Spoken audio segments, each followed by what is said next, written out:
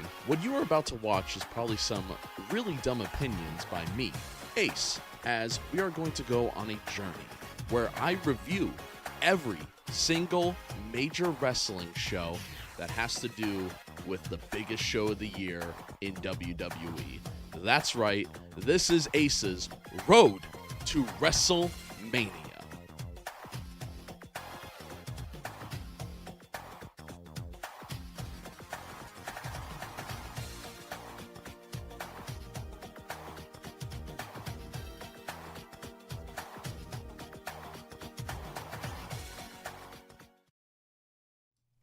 Well, better late than ever. Welcome to this Saturday afternoon edition of my Smackdown review.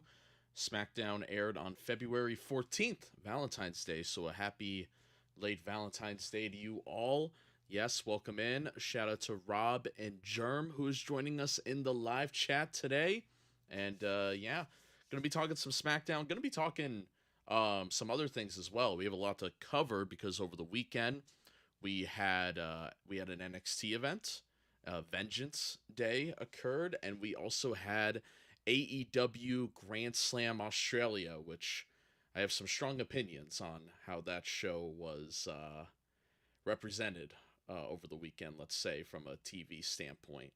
But we'll get into SmackDown, shall we? This was the first thing of the weekend. Welcome in, welcome in. Beverage today is just the water. Stay hydrated, fellas. I don't have really a shirt. I just have like an Under Armour shirt. It's got blue in it, so it's got some SmackDown blue in it, but nothing, no crazy shirt today or anything. The Daytona 500's going on right now, I believe. Big weekend in sports. Team USA beat Canada in the NHL Four Nations round robin tournament. We'll see if they'll face Canada again later in the week. And that's very exciting for people here in the States, any hockey fans in the States. But yeah, it's just a big weekend in general of things to watch.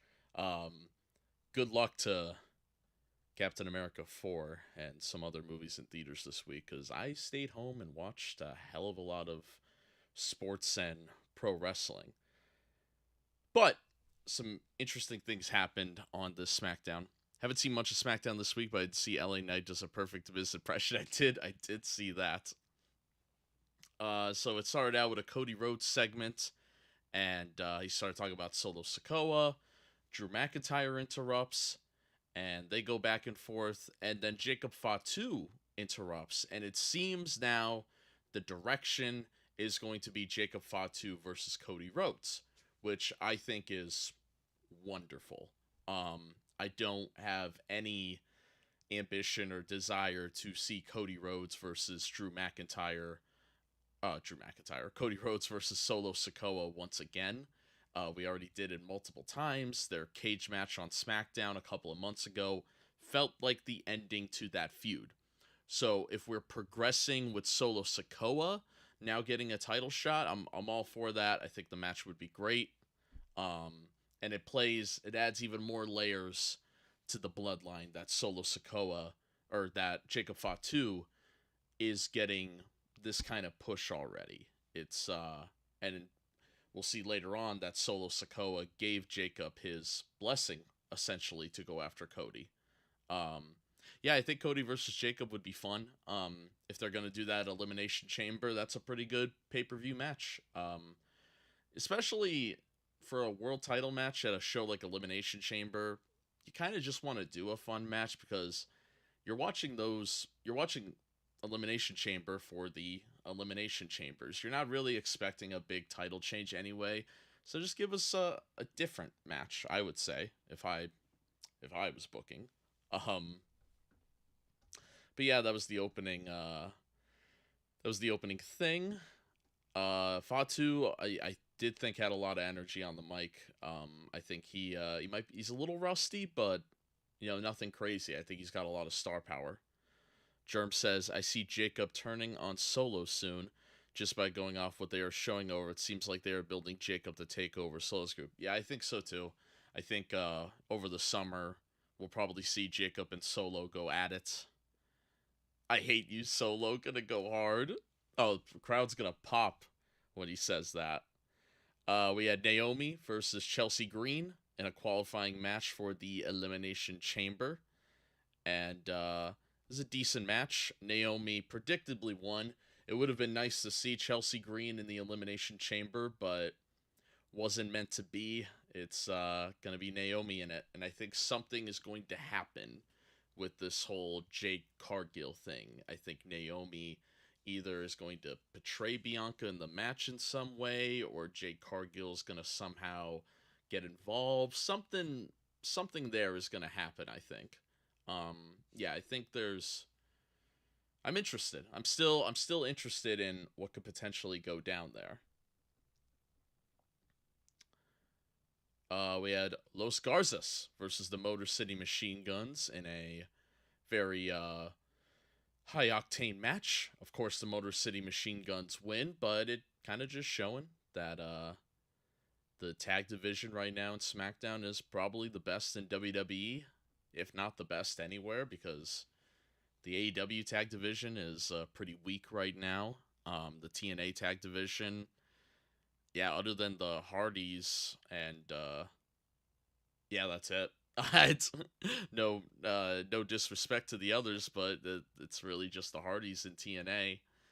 Yeah, the tag divisions everywhere else is pretty weak right now, so I would say SmackDown still holding it down as the best tag division. Let's see. Next, we had The Miz versus LA Knight, as the chat pointed out that LA Knight had a really fun impression on The Miz. These two had a feud before, so it wasn't like this was a different match by any means. But you know, it was cool. It was completely fine. LA Knight, of course, defeated The Miz, and yeah, so they're probably going to enter another feud with Nakamura. LA Knight is, as Nakamura had a stare down at the end. So something's going to happen there. Street Profits deserves the belts more than Motor City Machine Guns. I think they deserve a decent run. Yeah, I guess the Street Profits, I think, they're very talented individuals. I need that oomph. Like, I need a reason to really care about those guys again, because they were tag champions in like 2020, 2021. Uh, yeah, it's been so long with them just as the Street Profits, and they tried the stuff with Bobby Lashley. Bobby Lashley ends up getting released, goes to AEW, and the Street Profits are kind of stuck in this character limbo. They need some sort of big change, I think, to really make me care about them. Because maybe this Montez Ford singles run I want is just never gonna happen.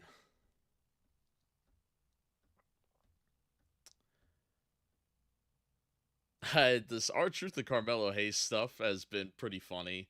They really have Carmelo Hayes kind of just like facing like Akira Tozawa, and R-Truth kind of building up easy wins for him, which makes me think maybe they have bigger plans for him, perhaps like later on in the year, maybe over the summer, Carmelo gets a US title run or something.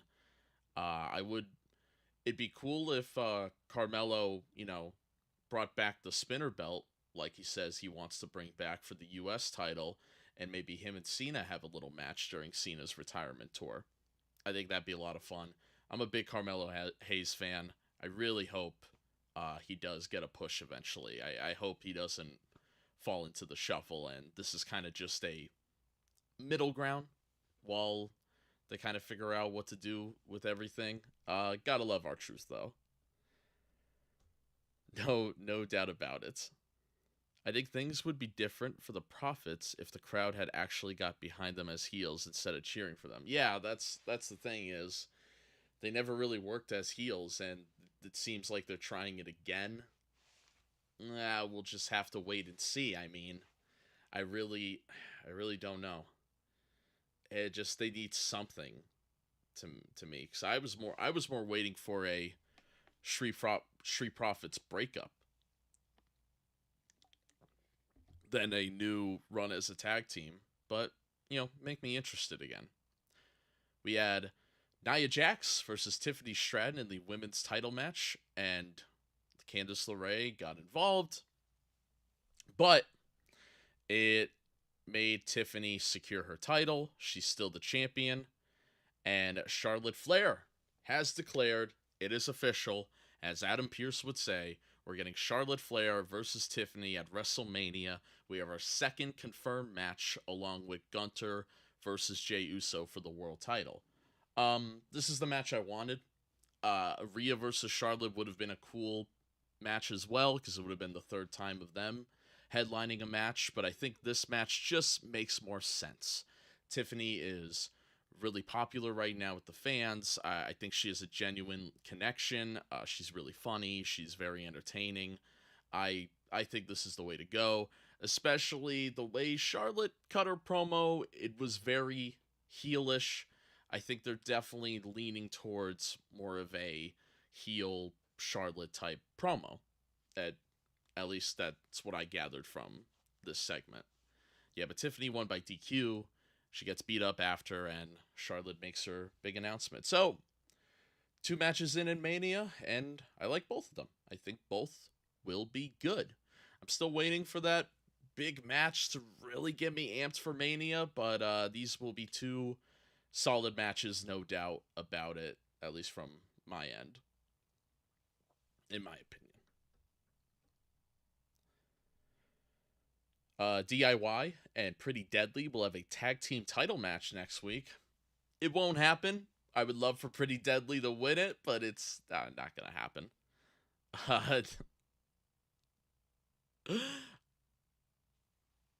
So, yeah,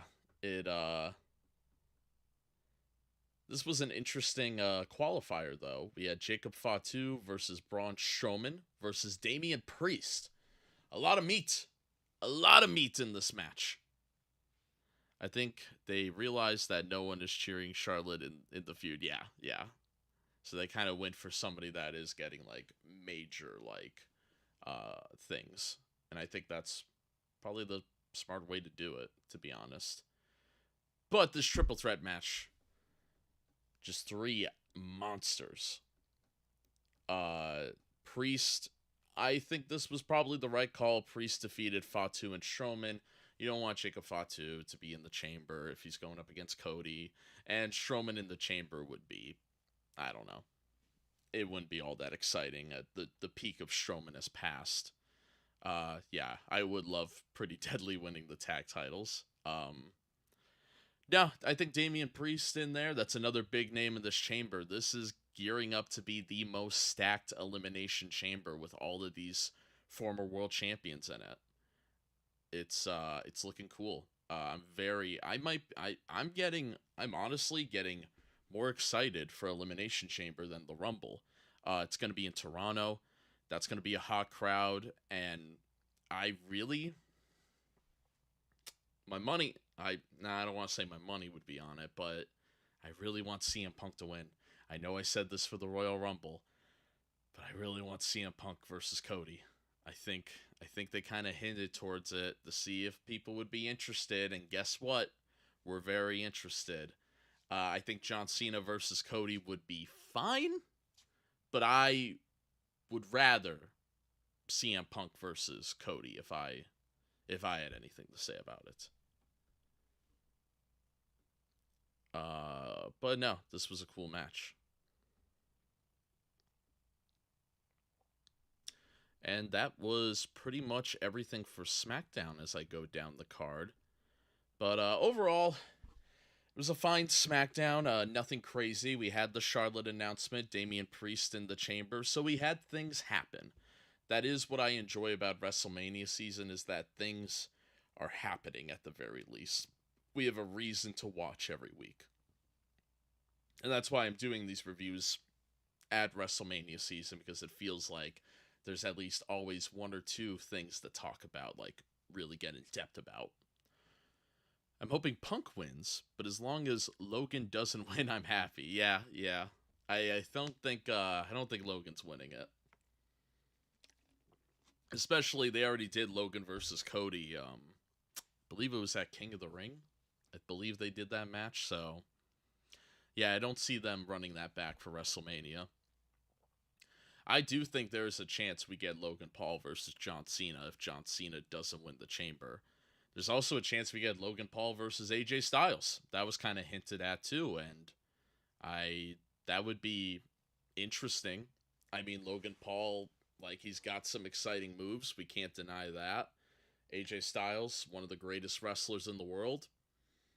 It'd be very similar to when AJ Styles faced Shane McMahon at WrestleMania. I was actually in the crowd for that WrestleMania match. It was the opening match of like a 7-hour show, and it was the best match of the night. It was such a great start to WrestleMania. I thought, like, oh, the rest of the night's gonna be this way, and it, like, don't get me wrong, I was in the crowd, I was having a blast, but it wasn't quality of in the ring. It was a very sports entertaining WrestleMania. That was WrestleMania 33, I believe. But yeah, Punk versus Cody, I would love to see it. And then over the weekend, we had some stuff go down with NXT Vengeance Day. Let me pull up the results, and I did make predictions for this show, so let's see how good I did. I don't think I did very well. Let's see here. Because I did catch most of it.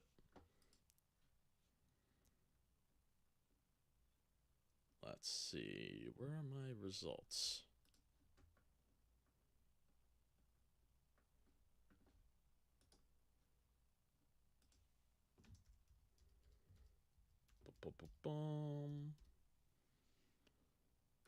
There we go. I gotta just learn to go on Cage Match. Yeah, so Stephanie Vaquer defeated Fallon Henley to become the NXT North American Champion. I thought Fallon Henley was going to retain, so that's already 0-1 for me. Nathan Frazier and Axiom defeated Josh Briggs and Yoshiki Inamura. Was that always the match? I don't think that match was announced when I made my predictions. And this match wasn't announced either. Eddie Thorpe defeated Trick Williams in a strap match. Ethan Page defeated Javon Evans. And Obafemi defeated Theory and Grayson Waller, which I did predict Obafemi, of course. And then Julia defeated Bailey and Cora Jade and Roxanne Perez. Oh, so I didn't know Cora Jade got added to that match, I believe, when I made that theory. But Julia did win. Julia and Stephanie came out, had a little, like, they held up the titles, like, oh, we're like the new era of NXT.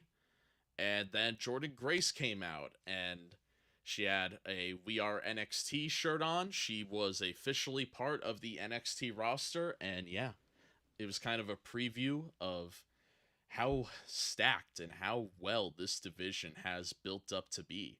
It's a shame the other divisions can't be like the women's division right now, but hey, I'm excited to see what Jordynne Grace could do now officially under the WWE banner.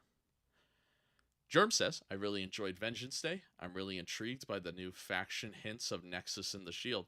Yeah, we'll see what happens with that. The Nexus and Shield comparisons, I think, are a bit generous. They came off more like Retribution to me, which we all know did not go well.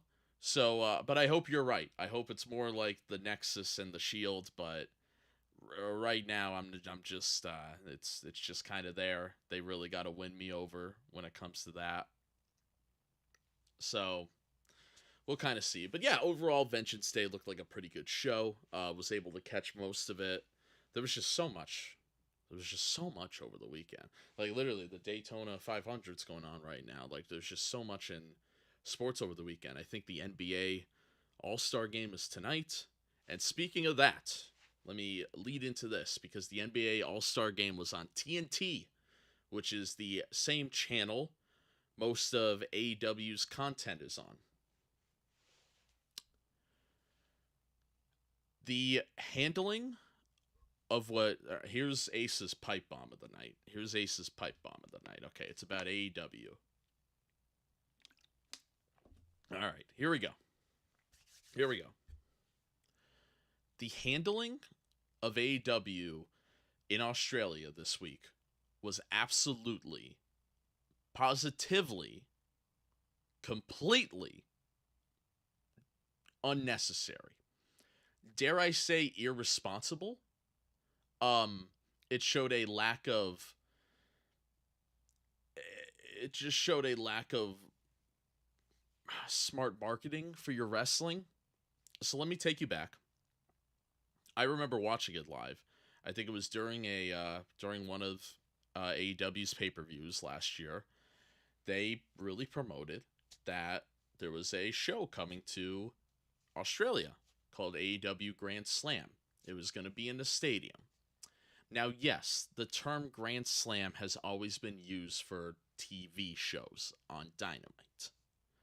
But they talked about how it was going to be in a stadium. They had all this marketing around it at first. And then, later on, it's reported that they have to move from a stadium to an arena because of low ticket sales. All of the sudden, all the hype for this show slowly dwindled. But the announcement of it stayed. So you had people buying tickets expecting this to be a high-octane pay-per-view type event. And then, just a couple of weeks ago, it is announced that it's just a TV special on TNT, which is where Dynamite airs, at 2:30 a.m. Eastern Standard Time. Now, their excuse is that it was NBA All-Star Weekend. Okay. I get it. The NBA, more popular than AEW. So that should be first priority for TNT. I get that. But the AEW also does programming on TBS. And the show, I'm pretty sure, was taped. Put the taped show on prime time on TBS. Oh, your reruns of Friends or Seinfeld's gonna get in the way. Oh my god. Like, dude, just put it on TBS like you do with the other TV stuff. Mind-boggling.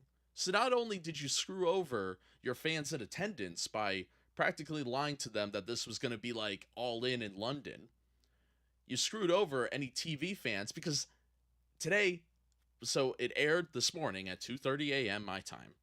And I'm like, oh, well, AEW talked about how all of their programming was going to go to Max. So here am I have a Max account. So here am I in my living room, going to boot up Max, and I'm like, I'm going to watch Grand Slam. Nowhere to be seen. I don't know if it'll show up on there eventually, but so I did this at like 10 a.m. So this is hours and hours after it aired. Dude, I could watch a WWE PLE on Peacock right after it airs. I could watch Monday Night Raw on Netflix right after it airs. Why can't I watch a TV special? A TV special. We're not talking about a pay-per-view. A TV special that aired on TNT at 2 in the morning. I can't watch that on Max right away? You're going to make me wait for no reason when I've already seen all of the results online? Because that's hard to do a tape show in this day and age, because all I'm going to do is like open Facebook and I'm going to see results. What were you thinking? And spoiler, the show had a major title change with Toni Storm winning back the women's title, a championship, a story that you've been building up for like a year and a half? It's salting your audience. Huh. Whole thing was really poorly handled, but it was cool that Toni Storm won. Yes, it is great that Toni Storm got to win it in her home country. I wish more people watched it. For Toni Storm's sake and for Mariah May's sake, I think you should just replay that match on Dynamite. Because that's just ridiculous, if you ask me. My dog's barking upstairs. He's angry too. And the Australian crowd looked electric. It looked like such a fun night. I'm happy for I'm happy for that country that they got to watch some great wrestling. You know, you had guys like Adam Copeland on the card. You had Okada, Omega, Will Ospreay. They were all on the card, but it felt like a house show. You look at that card, it's a house show other than the main event. And the way they marketed this show, that they marketed it like it was supposed to be like All In London. So apparently when Tony Khan came out, he got booed. Kind of well deserved, buddy. You kind of walked yourself into that. Sorry, bro. So yeah, that was that was Ace's pipe bomb. Let me actually see the AEW Grand Slam results other than Tony's story. I did try to watch a good amount of this, but let me jog my memory from this morning. I had to watch highlight versions on YouTube, which was great.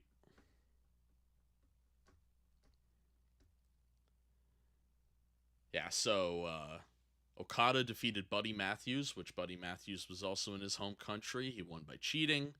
Mercedes Monet defeated Harley Cameron. Duh. John Moxley and Claudio defeated Jay White and Edge, which is making me think, is Edge going to win the AEW title at Revolution? Excuse me, Cope. Is Cope going to win at Revolution? I, doesn't Christian have a cash-in opportunity? Because it'd be funny as shit ever if Edge, I won't call him Cope, wins the title from Mox and then Christian meet. I didn't even think of that, Rob. Maybe that is the plan, because didn't Edge win the TNT title and Christian immediately cashed in? So they are probably once again repeating that story. Oh. Maybe they realized the death so YouTube doesn't like that word. So let me the D riders. I have to resort to saying that because YouTube prefers that.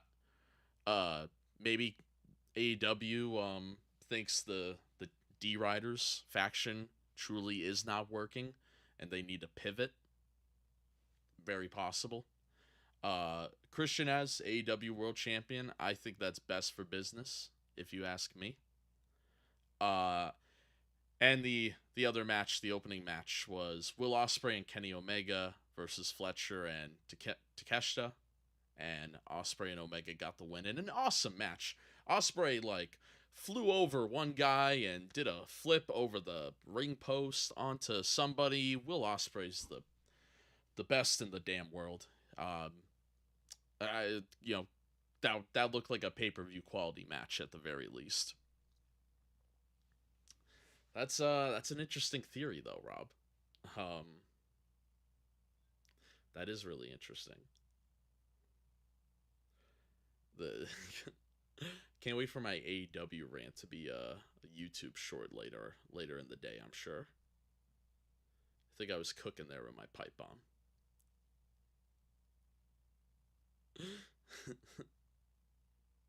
But yeah, it was a great weekend of wrestling. Wrestling and sports in general. Even if you're not a hockey fan, y'all need to check out the first 9 seconds of that USA and Canada game. Started out with 3 fights. Dare I say, crowd pleasing? Yeah, maybe Rob will just cash in and Rob will become the new AEW champion. And then Rob could hold it until they go back to Wembley in 2026, and then you could fight Will Ospreay for the title, just like across the pond. Have two Englishmen main event pay per view. We'd love to see it. It is funny. We have both our rivals right now with Rob and Germ. They'll be going at it at See No Evil in 1 week's time. Actually, today's Sunday. In exactly 1 week, you guys will have See No Evil, and of course, I'm not gonna spoil anything, but I truly think this is one of the best Shock Wrestling PLEs to date. I think we're leaving 2K24 with a bang, so make sure to watch that live. I would insist on dropping it to Samoa Joe, of course. Ah, there you go. Uh, I wouldn't mind another Samoa Joe AEW title reign. Who I think Samoa Joe just returned to AEW, if I'm not mistaken. I feel like I watched that live actually on a Dynamite. I think they were at like Hammerstein or something. He returned recently. But yeah, I'm very excited for See No Evil. It's kind of a See No Evil week on Face the Ace. This Wednesday, I will be reviewing the movie See No Evil. I watched it like when I was like 10 years old on the Sci-Fi Channel, when I probably shouldn't have been on the Sci-Fi Channel. So I'm excited to pretty much watch that movie for the first time because I have no memory of it. Um, yeah, so if you haven't seen See No Evil yet, maybe go out of your way to watch it so you can watch my review and maybe we can all talk about it at some point. Um, but yeah, it's officially See No Evil week. I'm very excited. Shout out to Germ, who just became the Proving Grounds champion. If you watched Saturday night's crowd pleasing event last night, he was filming season 2 of Twisted Metal, and now I have a reason to watch AEW. Yeah, that's how a lot of people feel. Samoa Joe, for the hardcore audience, there he's a big reason why they check out AEW. But yeah, yeah, that's true. Whew, we definitely went through everything at a good rate, guys. I'm actually going to cut things a little short today because got some things to do, and also you're gonna see me hopefully tomorrow for the Raw review. So thank you guys for joining me on this stream, and I will see you all